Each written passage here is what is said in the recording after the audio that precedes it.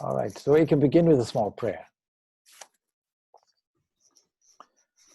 Om Sahana Vavatu Sahanau Bhunaktu Sahaviryam Karavavahai Tejasvinavaditam Astu Ma Vidvishavahai. Om Shanti Shanti Shanti. Hari Om Tat Sat. May that one protect us both. May that one nourish us.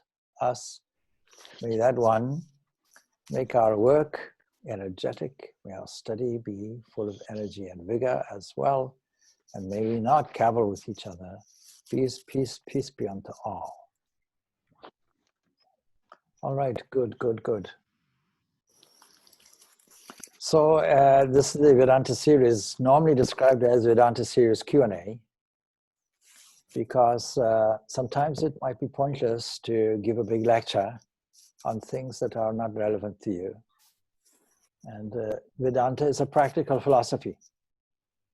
Many people avoid this subject of philosophy, thinking that it's all intellectual gymnastics, preferring instead to hear about the life of a saint or something like that. That's also very valuable, because we need to find out examples of a practical way of living.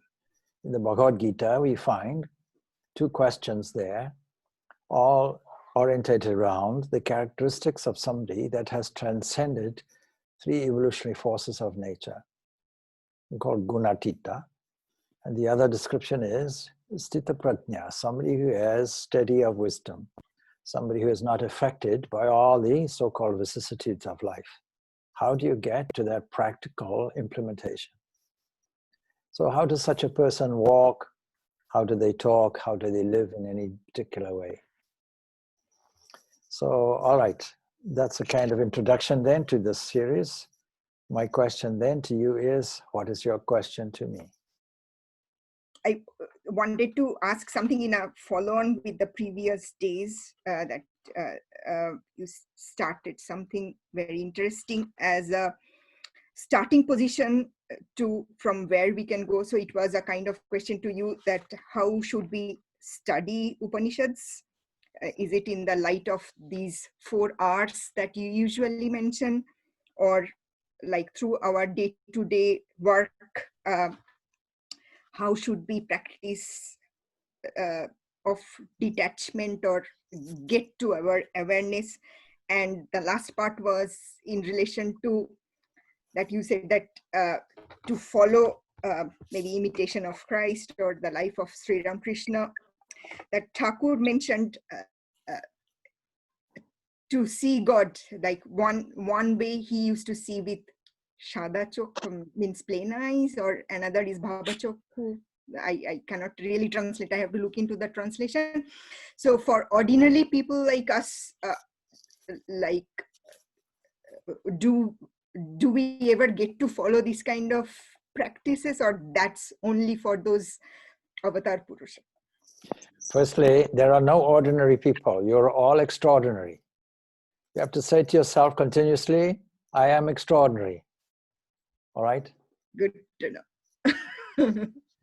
Every day, every moment. And if you have children, get them to repeat it. I am extraordinary. So I'll tell you something I often repeat, and repetition is a good way of learning. Every one of us is unique.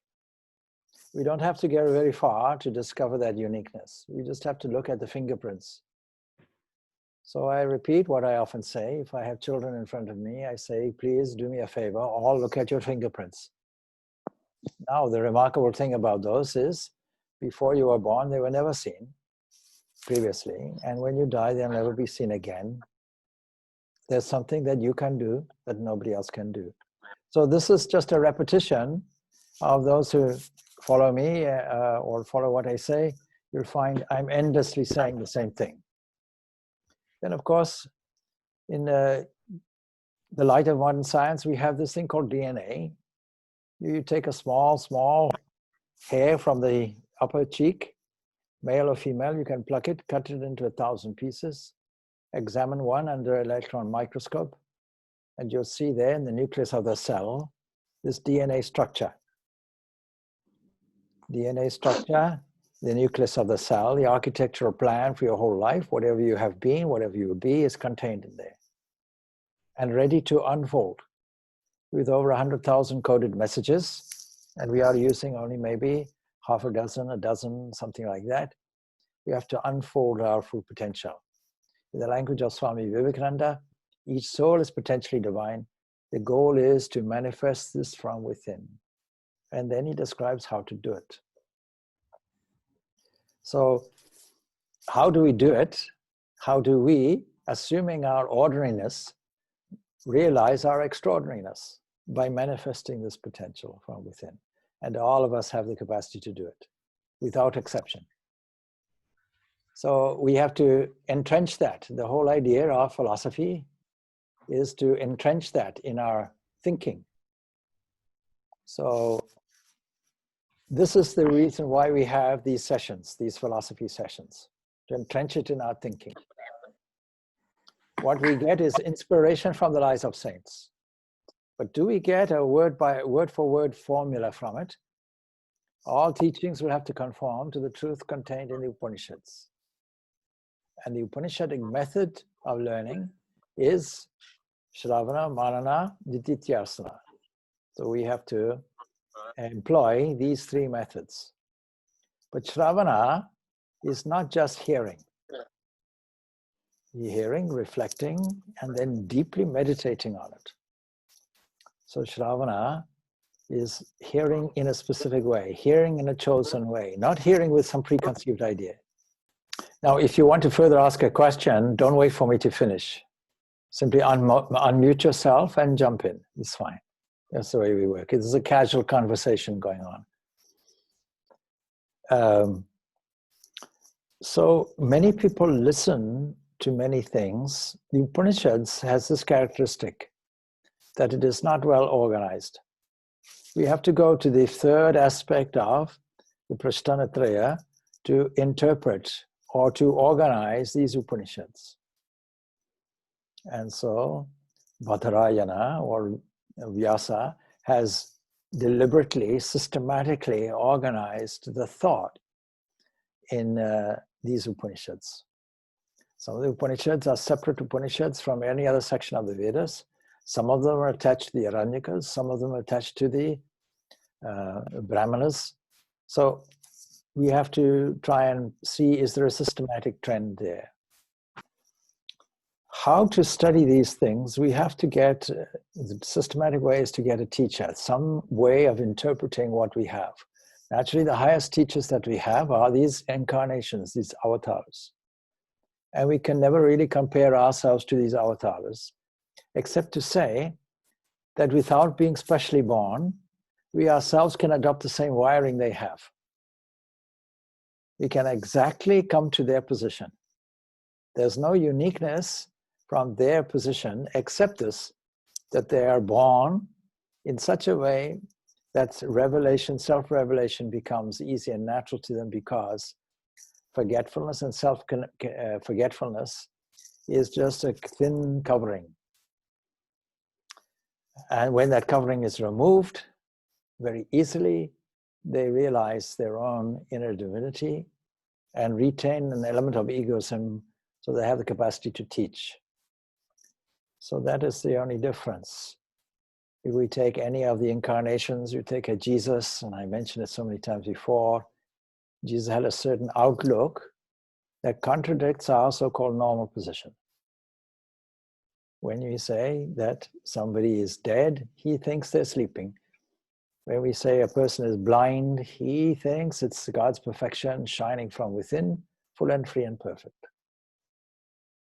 When we think that we have a certain tragedy, physically or mentally, today's thought, I didn't have a thought from the early morning, really, because I had about 5 or 6 things that I thought, you see, people sitting here in Ireland are related, many of them are related to people in West Bengal. And in the wake of this great natural tragedy that occurred, this great event, they leave many people homeless. Fortunately, only 80 people died out of a huge, vast population. most people rescued. But the aftermath is what people suffer from. You can get people out of the way, no suffering. But when you realize that you can't communicate with anybody, you don't know if they're alive, you don't know if they're dead, or you can't deal with the psychological aspects. Of course, the material aspects are also there. Your home may be taken away. You have to rebuild everything. Everything that you built up over the years can easily go in a blink of an eye. And then if we take our own current situation here now, this is the COVID-19 environment that we live in, there are people suffering.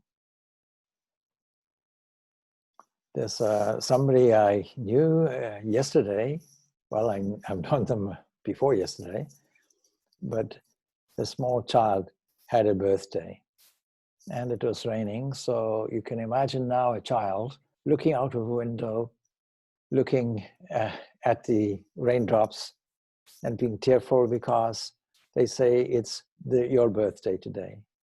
And normally on a birthday, a big fuss is made, friends are brought round, or you go to a friend's house, big balloons, etc., etc. But no friends are there. So children today, psychologically, are having an impact or receiving an impact from the current situation, and the elderly people too.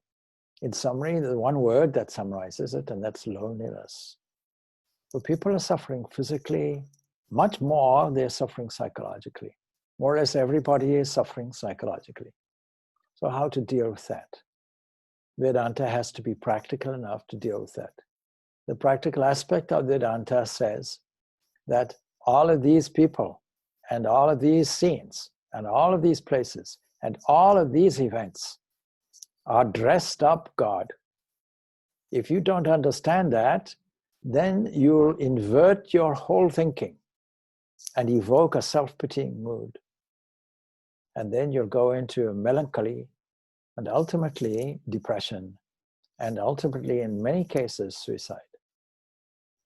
So we want to stop that, nip that in the bud straight away, and elevate the mind quickly. And you can only do that by having some kind of sound philosophy. So I have to tell you from my own experience how that works. So through God's grace, I got this understanding, this philosophy very early in my life. And my monastic life got interrupted. So in my country, we're talking about Zimbabwe earlier, or Rhodesia as it was then, we were engaged in some 12-year conflict. Every able-bodied man had, and woman for that matter, had to engage in national service. And we had a war, a terrorist war. The world is a funny place because one person's terrorist is another person's freedom fighter. But what is a terrorist war? It's to target, in the name of some cause, justify killing of innocent people. People who are not strong enough to defend themselves, the vulnerable section of humanity, women, children, and old people. These are the aspect of society that gets targeted, and for that reason, it is called terrorism. If they had taken up arms against a military army, that would be different. That would be a military exercise. And in a military exercise, your job is to, in the name of justice and freedom, to do your duty, but to involve innocent civilians. And this has been an aspect, unfortunately, of relatively modern warfare, starting from First World War. Of course, before it was there as well. We're going to go to Cromwell and other entities like that. But en masse, even before the First World War, in South Africa, we had the Boer War. And the Second Boer War was ended because what happened, the British took the wives and women and children and other vulnerable members of their population and put them into concentration camps. You think the first concentration camps for the Jews were there in Germany or Poland or what have you? No, it was actually in South Africa. And they permitted thousands upon thousands of vulnerable people to starve and die, and they were mistreated. So this is man's inhumanity to man. And then by the time of the Second World War, we find this development of nuclear weapons that can wipe out millions of people in one stroke. Now the dilemma today is how to avoid such a thing now in the future, because the First World War, called the Great War, it was thought this can never happen again. This nightmare can never happen again. And yet, not too long afterwards, a Second World War, more devastating in its overall impact than the first. So again, a resolution is made. We can never allow this to happen. But you'll find that man's stupidity, which is largely centered around selfishness, can permit such a thing to happen. And the brutality that we find still in the world today makes us wonder about man's superior position on the evolutionary chain of development. So it is important that every person develops this Vedanta philosophy. This is why we have this missionary endeavor. For myself, I had to interrupt my life and engage in a war. And there I saw Vedanta philosophy in actual practice. Having an equilibrium of mind myself, I had no fear of death, none whatsoever. I can truly say the only fear I may have is of crocodiles, but that's just me. And so probably in my next life, I probably will be one of those crocodiles. And I like pulling people's legs. So how to engage in a practical philosophy where at particular moments in your life, there's a social stress or an individual stress, how to develop and capture something that is not just an intellectual understanding. We have to match the principle with the practice. And so when we look at this question of Shravana, we have to see that it is not just listening, but it is absorbing. Taking the scriptural content and going to a competent teacher and getting the right interpretation, getting a discussion, getting the insight that a teacher has. Highest teachers, as I mentioned, being that of avatars or incarnations, and then saints and sages and so on, with a promise that their extraordinariness can be matched by ours. Never forget it. Otherwise, various statements make no sense. Be perfect as your Father in heaven makes no sense if that's not the case. If it's impossible, it makes no sense. Manifest the divinity from within. If that was just a myth or unattainable, it would not have been mentioned. So we have to take these things very seriously on this basis that behind and within everything is the Lord of the universe. And what we find our difficulty coming from is a junction, a joining. An interesting passage that we can take from Patanjali Yoga Sutras. And there we find in the second section, 4 sections are there in the sutra literature. And we find in the second section a very interesting aphorism, sutra, and commentary also. Translated, it means the junction. See, yoga is a junction. We think of yoga as some spiritual path or avenue, or standing on your head or standing on somebody else's head, etc., nothing like that. Yoga means a junction. And our junction is our problem. So junction is what? Is the cause of the realization of the nature of both the powers, the experienced and its Lord. An element that is free, assumed to be bound, assumed to be associated with something. Vivekananda's commentary is very, very interesting on this. According to this aphorism, he says, both the powers of soul and nature become manifest when they are in conjunction. then all manifestations are thrown out. Ignorance is the cause of this conjunction. And we see every day that the cause of our pain or pleasure is always our joining ourselves with the body. I can repeat it.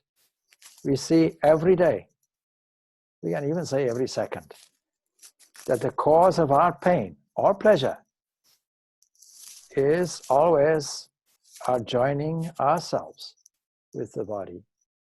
This association with the body is the difficulty.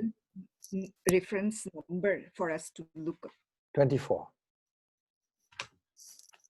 Or 23, sorry. I mentioned the 23. Second chapter 23. Now, pleasure and pain is a syndrome that we go through. Where there is pain, there'll be pleasure. And where there's pleasure, there'll be pain. Like waves, there's a peak and there's a hollow. One will be, it's in a causal relationship. When we try to pursue pleasure, we realize that there's no end to it. And then it disturbs the mind more. And then we have an absence of it or sense of absence of it, wish to repeat it, and it becomes painful. And we don't get any psychological satisfaction from it, since it comes and goes. If we get attached to something and it's gone, then it becomes a painful experience for ourselves. Very interesting exercise. I'm going to do it with you, if that's all right. So you can humor me a little bit. So you can close your eyes a little bit. I'm going to describe a scene to you. So now, supposing now you go to a doctor's office and you wait in the waiting room. And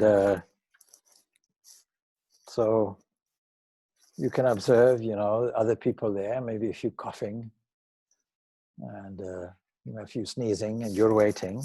And the thing about going to lawyers' offices or doctors' offices is they are never punctual. If you book an appointment, then you'll have to wait. That's what they call a waiting room.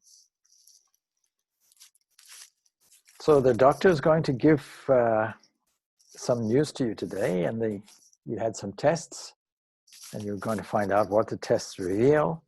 So you're in the waiting room, and you notice all the details of the room. You can see how the pictures are hanging, and maybe different pictures of anatomy or something like that, or some information hanging on the walls. And you can observe them all that in great detail. You can see magazines on the table and what they contain.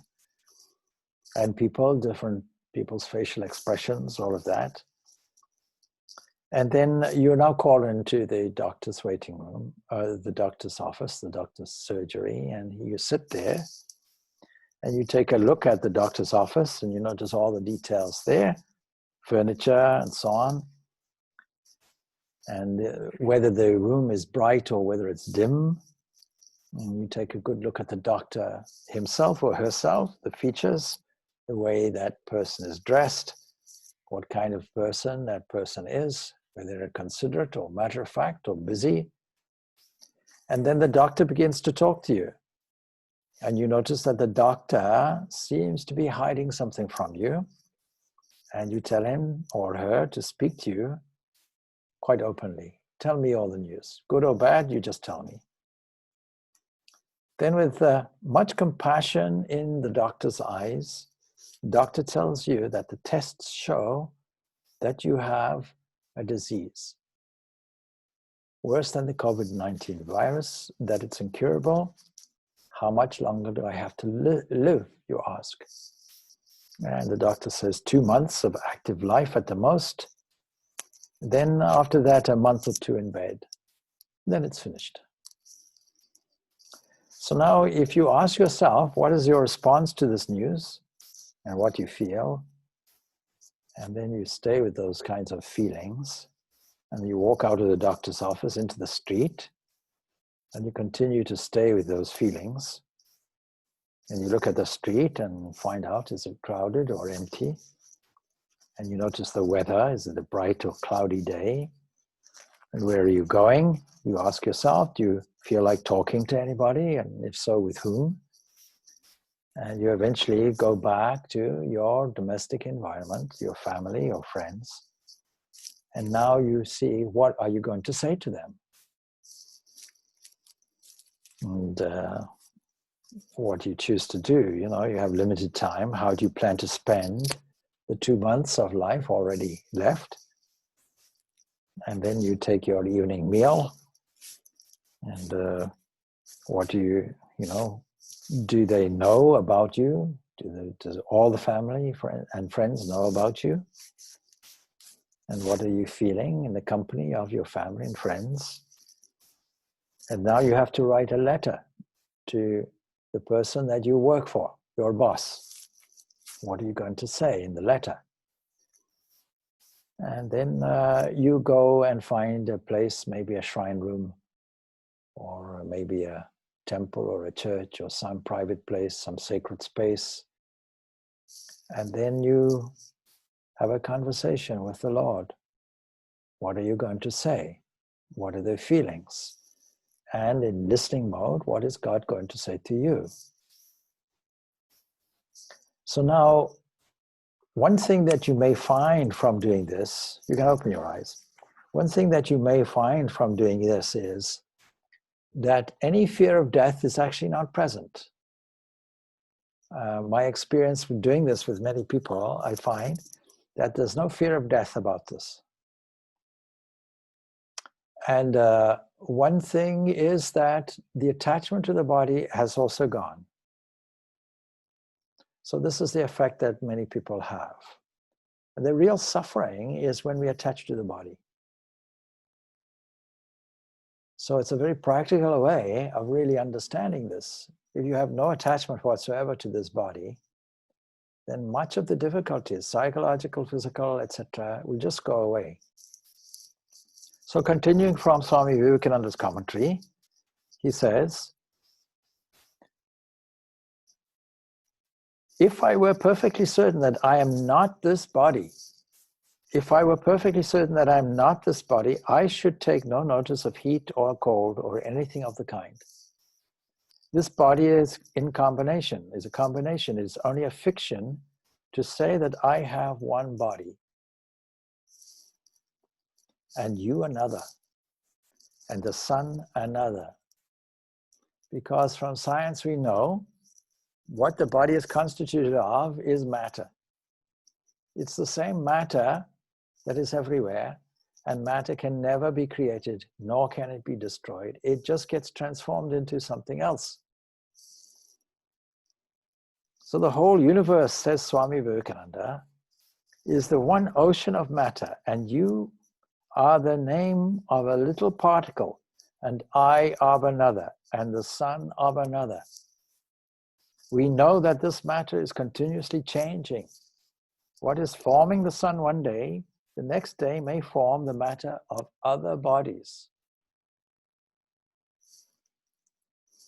And then I make a joke, of course. Before I do the joke you've heard multiple times before. I have no problem telling it again and again and again. But anyway, the next stanza 24, the next sutra will go, ignorance is its cause. So through ignorance we have joined ourselves with a particular body and thus opened ourselves to misery. The idea of a body is simple superstition. It is superstition that makes us happy or unhappy. It is superstition caused by ignorance that makes us feel heat and cold, pain and pleasure. It is our business to rise above this superstition, and the yogi shows us how we can do this. It has been demonstrated that under certain mental conditions, a man may be burned, yet he will feel no pain. The difficulty is that this sudden upheaval of the mind comes like a whirlwind 1 minute and gone away the next. If, however, we gain it through yoga, we shall permanently attain to the separation of self from the body. Another way of saying, we are already extraordinary. We have to discover our own extraordinariness. Don't think that you're ever ordinary. There's no such thing. You're all extraordinary in many different ways. Not only in the way that you're designed and your individual short-term purpose in life, but also extraordinary in the fact that behind everything as a fundamental datum You are perfection itself. This is what philosophy will teach. Now, the principle is one thing, but every day we're asserting this I as a body. And so we have to follow it with yogic training. Philosophy is necessary. You have to have the conviction from that. Not just in listening, but also important, as I say, to model our lives on these other entities, those people who already have gotten this manifested perfection from within. So these are good examples. But the temptation is to say, this example is way off up the mountain. We have no hope of arriving there. And that's the difficulty. We put ourselves out of the range of what we put in the category of impossible. But of course, you cannot achieve something because we're thinking of a linear progression toward achievement instead of an uncovering of what is already there. So many different approaches are made in the Upanishads to convince us of this, and then yoga is the practice of it. So how should we do it? Should we go off into a mountain? Should we go into isolation? Well, from time to time, yes. From time to time, it's good to go into solitude. But we have to take advantage of what nature is giving us. Firstly, nature is giving us a wonderfully mechanically designed system called human body. Every cell is a marvel and a miracle. Every cell is more complex than the most complex machinery you can ever think of. So understanding that, a thinking person may ask, why? Because there's a purpose. And the purpose is, philosophically, that anything that is joined from different segments and parts, like hinges and bolts and so on, is for the good of an independent entity.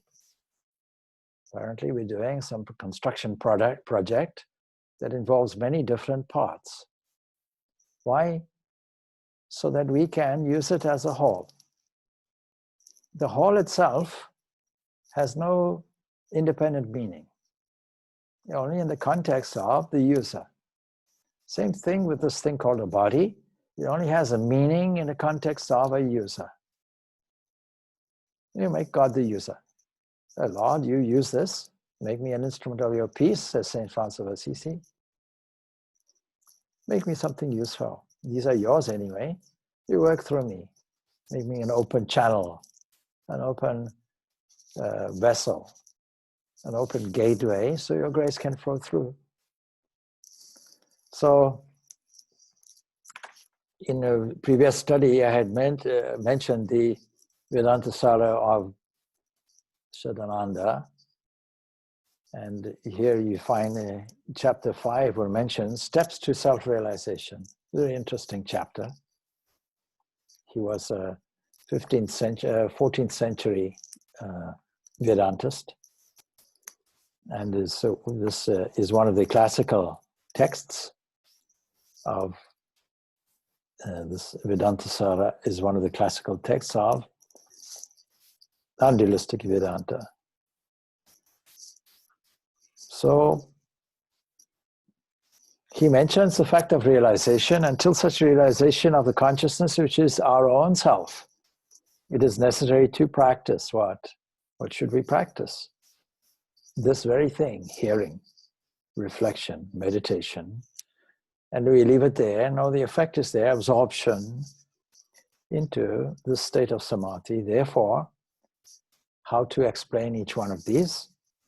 And this is in connection with how should we study the Upanishads. So hearing is the ascertainment through the 6 characteristics previously mentioned. These are signs that the entire Vedanta philosophy establishes this one Brahman without a second. The problem comes when we think of things in a separate and different way. And that is why this Advaita Vedanta is of practical use. Because although we don't necessarily instinctively see things as a unity, yet when we talk about our moral and ethical responsibilities, when we talk about what creates peace, it is natural for us to understand it is only a sense of unity. When we understand that we are united in humanity, we won't make war with each other. When we understand that we are united, we won't make any quarrels with each other. When we're understanding that we are united and a unity of existence, we will have compassion with another. We'll have an empathy with the sufferings of another, not just treat them at a distance. In third world countries, it's very, very easy to dismiss those who are suffering because of the volume that we see. So much quantity of people in an impoverished condition that somehow we become immune to it and make a logical excuse for it. It is their karma. And when we see it on this side, we look on the other side, away from it. We put our own virtual blindfold on so as not to notice it, and internally make a justification. If I help one person, I'll have to so many, and so on and so forth. And that may be practically true, but the sentiment should leave itself. We should leave a mark on ourselves so that we at least see this and see how, in some way, in an organized and channeled way, we can assist if we have the resources. Not with the ego, I am assisting, I am helping, I'm changing, but out of a realization of a unity. And so, there's a note there, commentary, Shravana does not mean only hearing about the truth, and not only hearing, also from the teacher of the scriptures, but to be really fruitful, it must be followed up by an ascertainment. In other words, it has to be internally felt. And the characteristic signs are the beginning and the conclusion, the repetition, the originality, result, eulogy, and demonstration. This is how we study, in terms of Shravana, these Upanishads. That is to say that any piece of literature that has some profound content will have a beginning, will have a middle, will have an end. It's structured in this way. It'll have a conclusion. And we have to take note of things which are repeated and things which are original ideas. And we have to see what is the effect of implementing those ideas. And we have to take note of any eulogies which are there and any demonstration of the fact. This is all comes under this heading of Shravana. Thus has it been said, says the sadhana, in ascertaining the meaning, the characteristic signs are the beginning and the conclusion, repetition, originality, result, eulogy, and demonstration. The beginning and the conclusion mean the presentation of the subject matter. See, if you study the style, even the Bhagavad Gita, as I was mentioning probably on Tuesday, or some other time maybe, was when you study it, I think it was Wednesday, when you study it, you'll find there is a beginning. The beginning is second chapter of the Bhagavad Gita. Everything that is to be told is there. And then 18th chapter, everything that was told is there. And the detailed content is in between. One method of studying it is study the whole of the second chapter in great detail. Then study the whole of the 18th chapter in great detail. Then fill the gaps. This is one way of many ways of studying this text, because it's understood that this is how it is. There's a story about a man who said, I was invited to make a lecture, and how long will you talk for? He said, half an hour. The man spoke for an hour and a half. Afterwards, I thought you said you were going to speak for half an hour. He said, I did. But half an hour was an introduction. And then half an hour at the end was a summary. You get away with it like that. We're moving on then to reflection. Reflection means working out for yourself the truth about what is being told, ruminating over it. And by this way, you will avoid blind faith. Make an independent assessment for yourself. Try and find out the pros and cons, the practical application of this. Do this reflection, what is in Christian terminology called contemplation. You contemplate the subject matter. Contemplation in spirituality is essential, is a prerequisite for meditation. And then next will be meditation itself. The meditation will be then a connection and understanding, which has a revealing capacity to it. So this is all in relation to how to study these Upanishads. I'm glancing off, looking at the clock, it's 11:45. We have a clock on the wall in that direction. And I see 45 minutes now is gone. So we have room maybe for another question. Yeah? I had a question. Something you said in relation to the realized soul, apparently some outlook apparently feels contradictory, and you gave the example from Jesus's life that death, he saw it as a sleep, and a couple of other examples.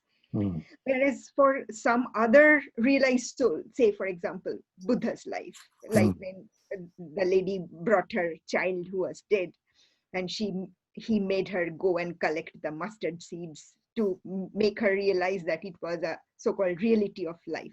Are these also feels like contradictory position from two realized souls' perspective? You see, the fact is that you, the questioner, are full and free and perfect. But do you know it? Do you understand it? So even in the Bhagavad Gita, we can talk about this and say that the wise grieve neither for the living nor the dead. But that's not really consoling. Suppose saying you use this in the COVID-19 context. By the way, as a side issue, the HSE brought out some useful guidelines that will help people in different religions. And this quotation they brought out, and I contacted them, I objected. I said, you have to understand this is a philosophical statement, not a practical statement. Philosophical statement says, yes, I'm neither born nor am I die, nor will I die. If I assert that over and over again, I might understand it and catch on to it. But this is told at every level in, say, Hinduism. At every level it's told. In hymns it's told. In bhajans it's told. In philosophy it's told. In Puranas it's told. Everywhere it's told. It's told in the Mahabharata, the story where the four brothers go one by one to a lake to catch water, and Yudhishthira goes last, and he answers correctly that the most paradoxical situation in human life is that we think everybody will die except ourselves. So there's a difference, there's a disparity between what is true and how we feel. Our feeling is because we see everything split and divided. But you see, it's not always under this condition. Because when this waking ego gets put aside and starts dreaming and goes into dreamless sleep, we don't experience that. We experience a unity. The difficulty is we, from a waking state, dismiss it as nothing. It was just sleep, a mere sleep.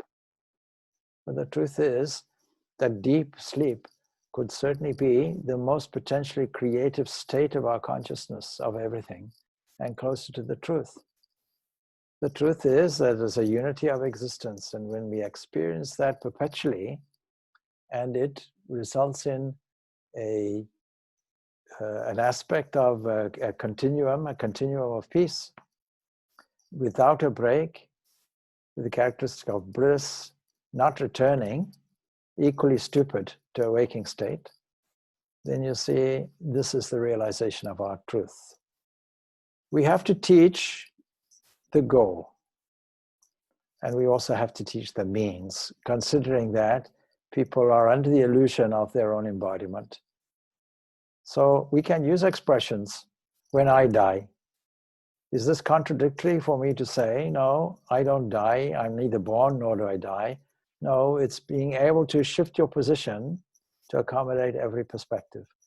The so-called average or normal perspective is, I'm a human, I was born at a certain moment, and I'm going to die at a certain moment, but I'll tell you what, I'll come round to it when it happens, because I'll now live for today and not even address that.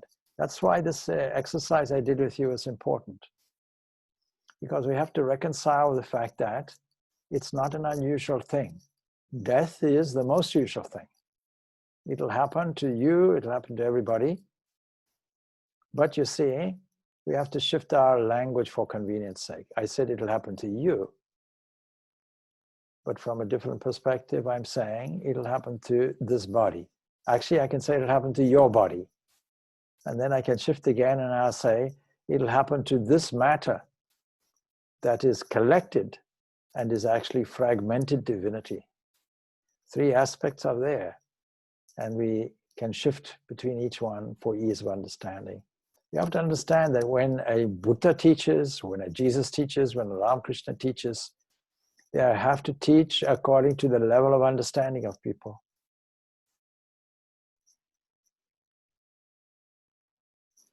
The common person in religion will leave these aspects to one side because they have a preferred paradigm in which they feel secure. We call this the 6 stages of faith. These are commensurate with your own upbringing. We start off with a sweet stage where in life we have every faith in what our elders tell us. Every child in Ireland says and fully believes there is a Santa Claus until about the age of 9. So the early stages of our spiritual development will be oriented around what the tradition tells us. There's a story about, you see, how at a certain Havan in a certain district in, say, in South India, they cannot start the Havan or continue or even start saying the mantras unless there is a black cat that is acquired and put in a corner. When you ask, why is that so? And they look into the history of it, is because, in our family, when we started doing this, a cat wandered in and sat in the corner. Now every generation has to do it, otherwise it won't work. These are superstition. But is it valuable? Yes, it's valuable to a certain point. And then at a certain point, maturity comes in through questioning. It goes from what in psychology is called in transactional analysis, going from taking what is useful from the parent script, what is useful from the child script, and then independently from an adult point of view, asking what, where, why, when, how, and then if it's reasonable, we pursue. And this is called manana in this study. If we leave it at Shravana, we will leave it in a state of confusion. We have to go to the next step also. We have to apply reasoning to it. For example, in the COVID-19, I was speaking to somebody yesterday. They phoned me from Zimbabwe. And so I happened to ask this person about virtual ceremonies. I said, one of the difficulties that we've come across from interfaith activity here in Ireland is churches are worried that now when things are restored to some kind of normality, people will cease to go to the churches. They'll be much more content by shuffling around on the internet and selecting the church service that they want. And they have the freedom to do that, much greater scope, much more interesting. So how will they do that? And so they said, yes, but you see, you cannot partake of what in Hinduism is called prasad, what in Roman Catholicism is called communion. And it's a requirement in the church that you have to do that. Now, if you inquire why can't you do it at home? Why can't you have a sense of divine unity or a mystic union in your own heart? Why would you have an external building about it? Why don't you have this earth car as your building and then go in and experience this profound mystic union? And is this ritualistic ceremony of communion not a device for leading you to that point? But if people don't understand that, they're hooked on tradition. And we have to move on, just as a child has to move on from what they're told, because they have no way of judging whether it's accurate or not. But as you grow older, you get into a different phase, where the only reason why, or the only means for your behavior to be cultivated and modified by others is to give you short-term incentives. So we'll punish you if this happens, or we'll reward you if this happens. Same thing. So God becomes a rewarder or a punisher, and then a judge, and then a lawgiver, and all these things. And then we find Sunday consumerism. We find what we call, adhering to ritualistic standard of norms, because without them, things will fail. Why did things fail? Oh, because we didn't say a certain prayer on a certain day, and now God is displeased with us.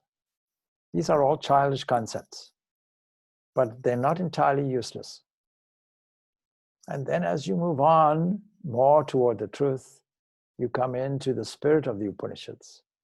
So this has been the progression. Let us take Vedanta. Is starting off with mere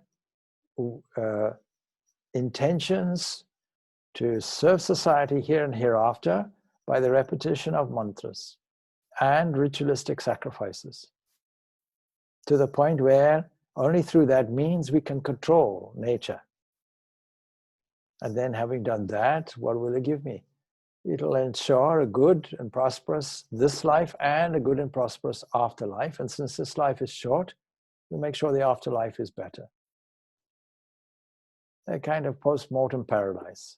Now, every religion has this concept. Then you move on.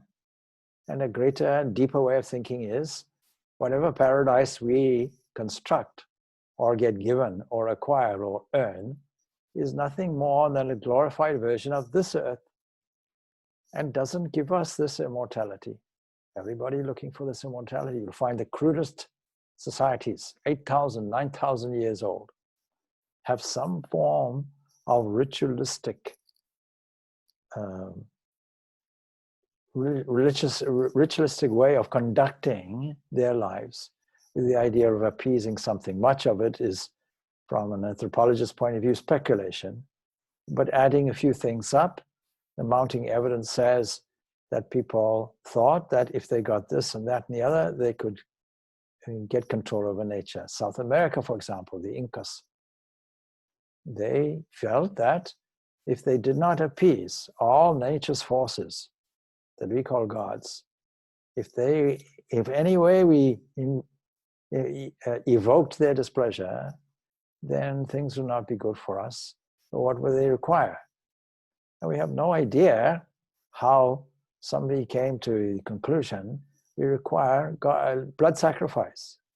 We can speculate that the most valuable point of evolution in biological evolution will be man. And man is the most valuable, so you take the most valuable offering that you can, namely man, spill the blood profusely, and this will mean, it will ensure the security here and hereafter of all the peoples in your society. Something that we find absolutely abhorrent is human sacrifice. Has behind it the pure intention, we are doing this to ensure the benefit for the whole of society by sacrificing the most precious thing that we have. Not just an animal sacrifice or anything like that, but human sacrifice, We find evidence for this in many of the ancient cultures. We find this evidence for this in the story of Abraham sacrificing his son Isaac.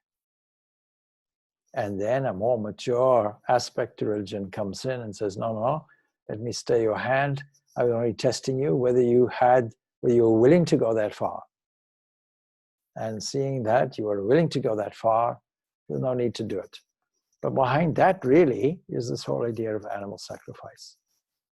So when we try to find and guide people, as a Buddha would do, toward the highest point of realization, first thing we have to do is to say, by the way, this death is a normality, is a good lesson.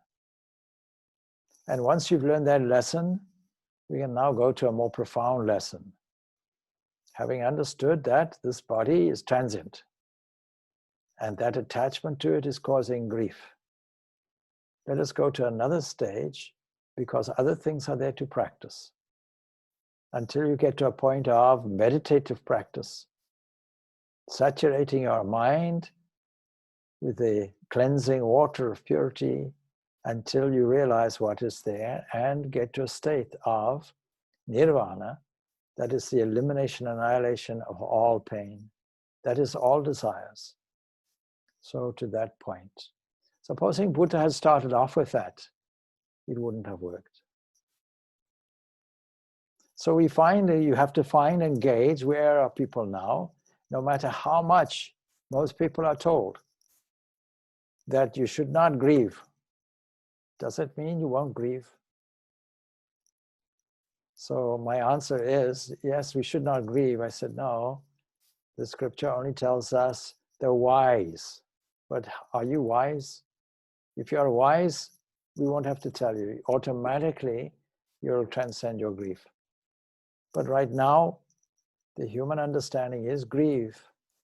In fact, if you do not grieve, having a sense of embodiment, then you'll labor under heart pressure, heart attacks, psychological trauma, all kinds of things will occur, which will stop you from understanding the supreme fact. So we can't see things in terms of contradictions.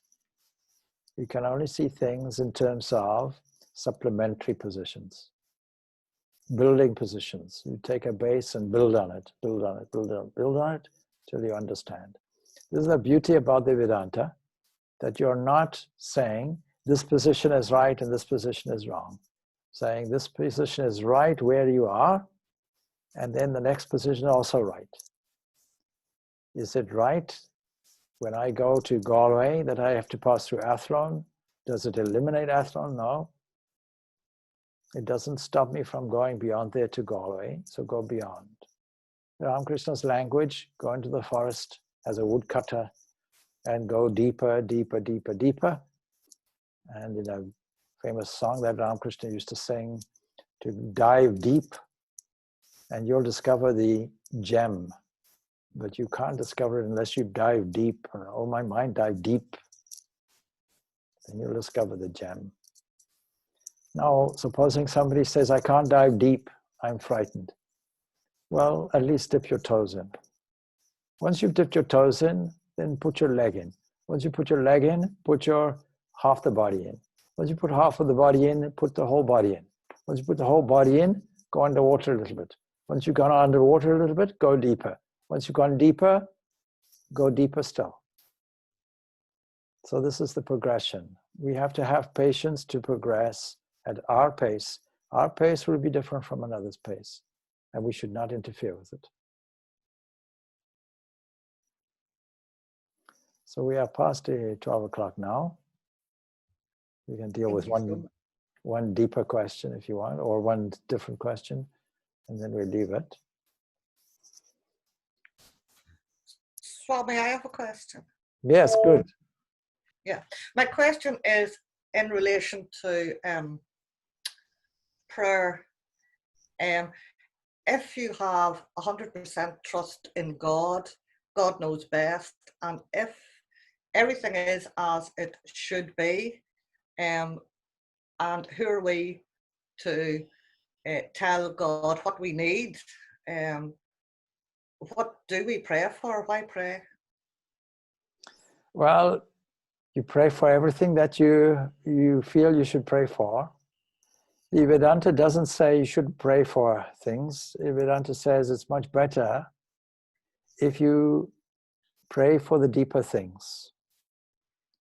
So we pray for discernment, we pray for a pure heart, we pray for inner wisdom. All those kinds of things are worth praying for. But you see, there's no harm if you pray. We just say you don't do it all the time. Supposing a child, say a grandchild of yours, you're walking down the street and the grandchild is tugging on your skirt every 5 seconds. Can we have this? Can we have that? Can we have the other thing? You see, it becomes a little bit of a nuisance. So what you might say, and so if you want to put it like this in terms of bhakti yoga, why would we bother God so much? If we really love God, we won't view God as a shop. We won't do any shopkeeping. But that's not to say that if we're not in the bind, that the only resource we have is to ask God that we can do, because we are God's children. And being God's children and knowing that God can do anything, God that spins the galaxies can do some small thing for us, then we should at least have that resource available to us, open to us. It's just not to be a nagging nuisance, that's all. Thank you. Swamiji, I have one question. So I often seem to get confused when I have to act, right?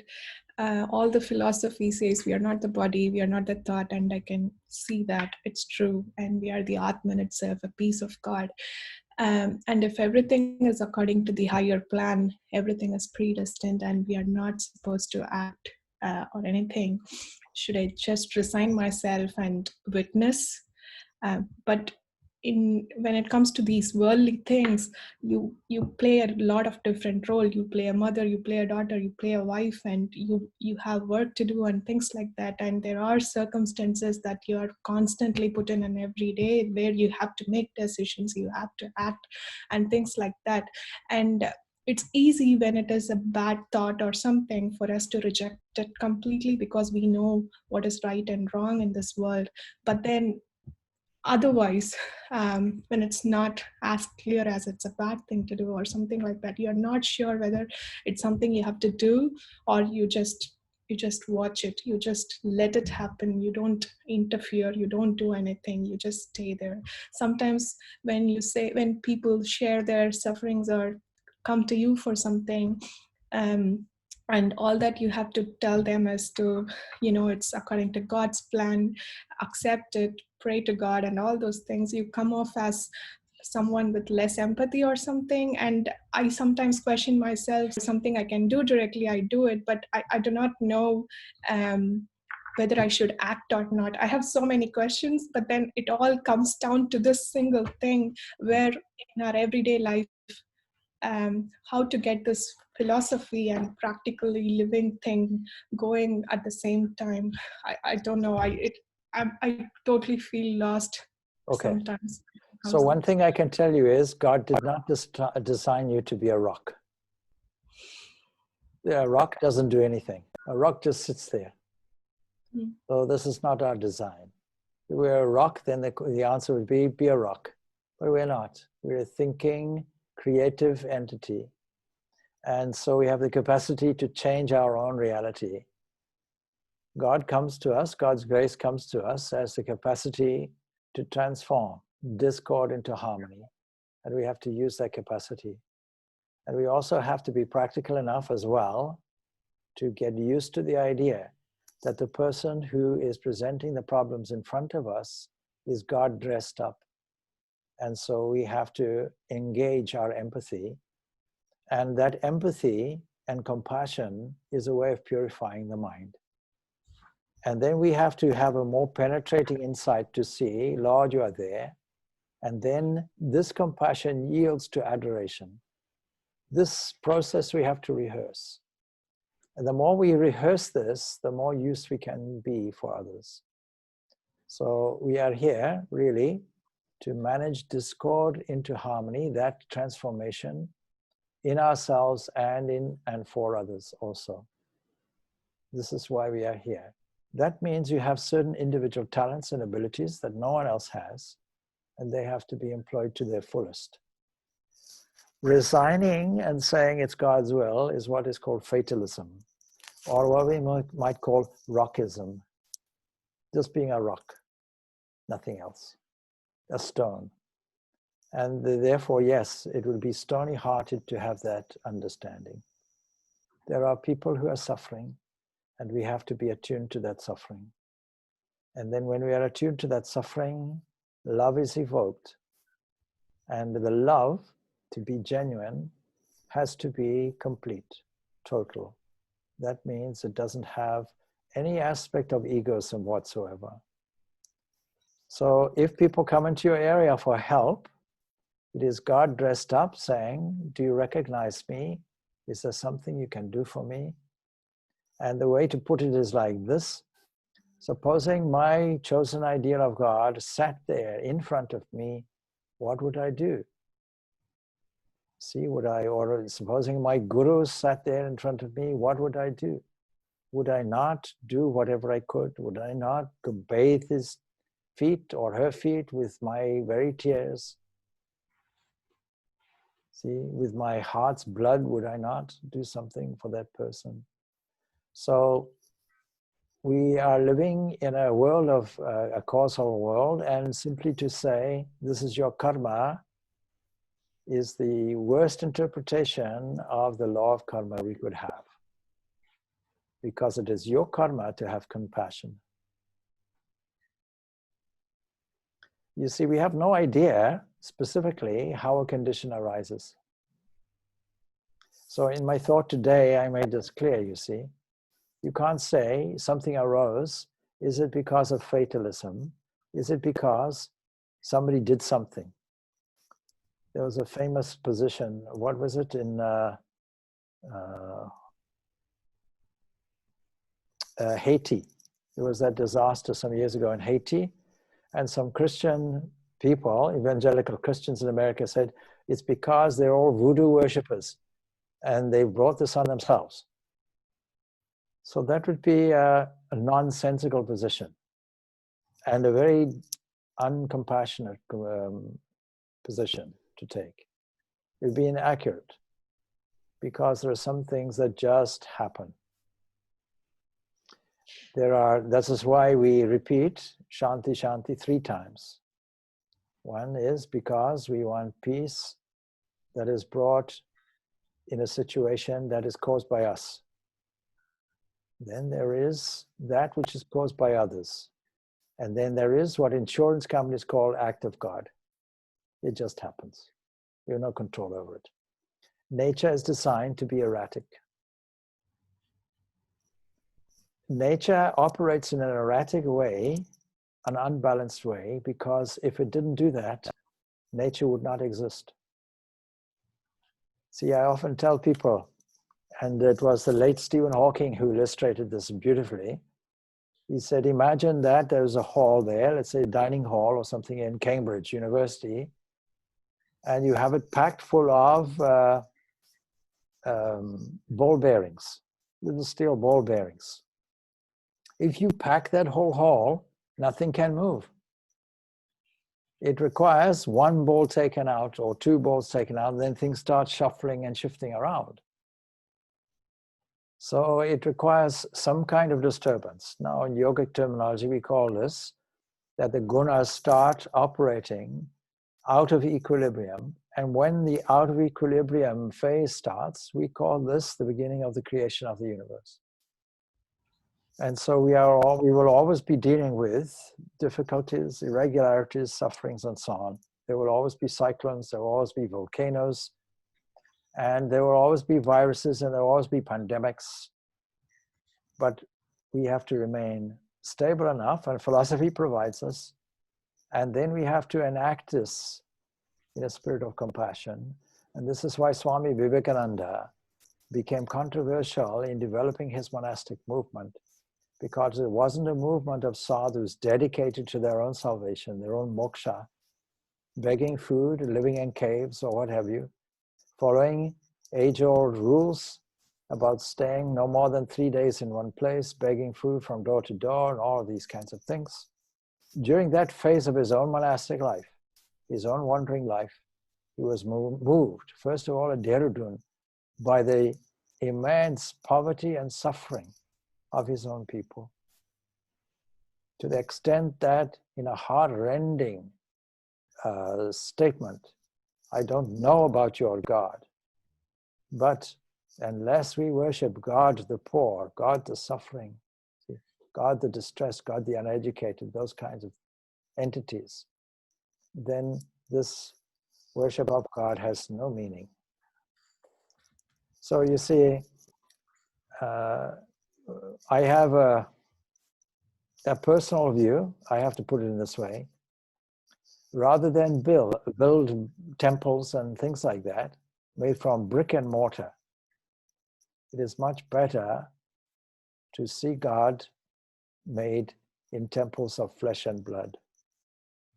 See that first as a priority before you start building temples and churches and all these things. And once people have built these temples and churches, depending on the orthodoxy, these are the very places you will not find God in.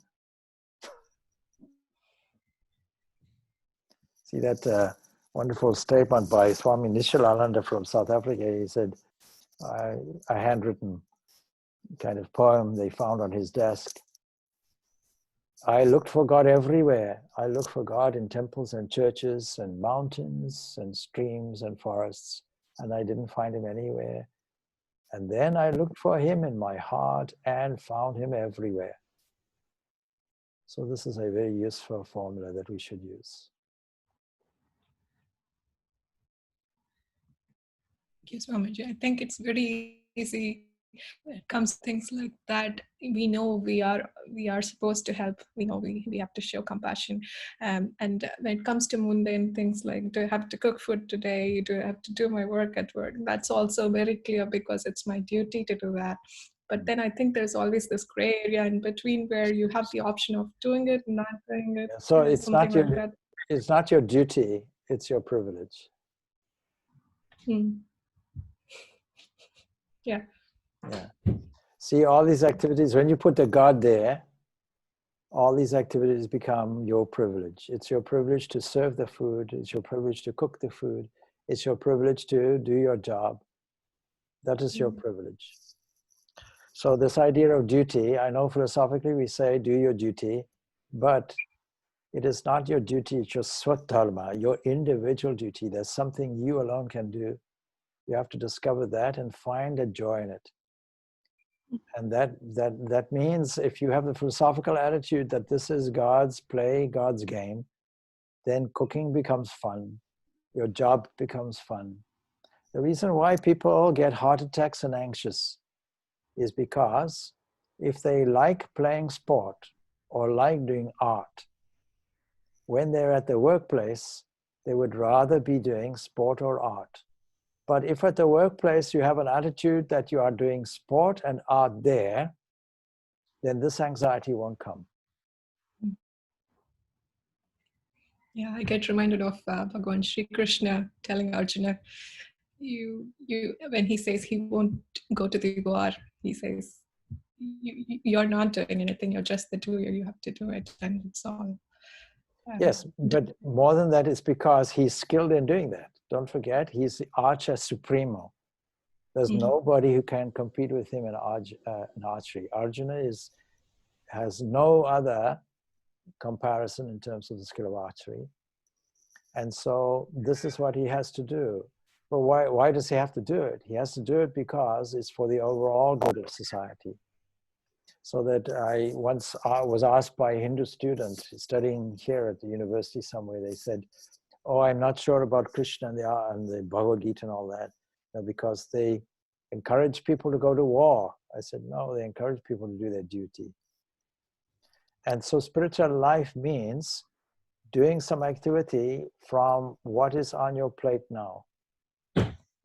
Spiritual life for the housewife is to be a housewife, for the student to be a student, for a military person to be a military person, for an architect to be an architect, for a lecturer to be a lecturer, for a Swami to be a Swami, and so it goes on. This is the journey of your spiritual life. Where do you find yourself now? Which means every activity viewed in this way is a sacred activity. Thank you so much. Okay, all right. All right, so we can leave it there.